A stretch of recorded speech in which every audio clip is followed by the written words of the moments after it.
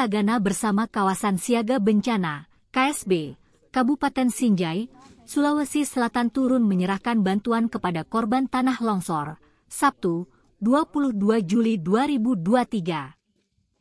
Korban bencana tanah longsor bernama Nasia, 70 tahun.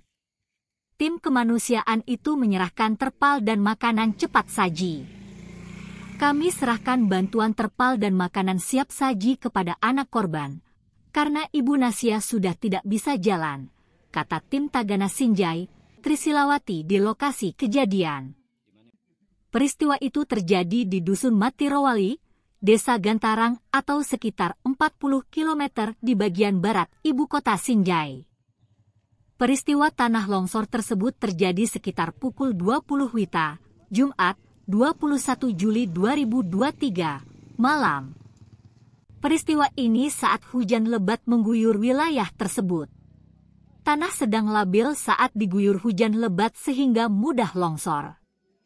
Dalam peristiwa ini tak ada korban jiwa, hanya rumah Nasia hancur setelah tertimbun tanah.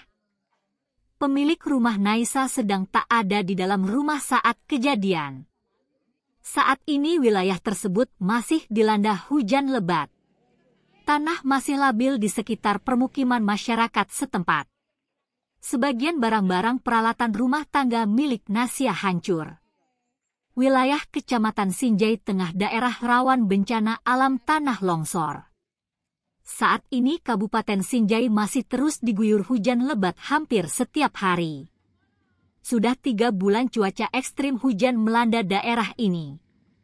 Sejumlah dampak yang telah ditimbulkan, seperti ribuan rumah terdampak air banjir. Selain itu sejumlah rumah rusak hingga mengakibatkan jalan putus.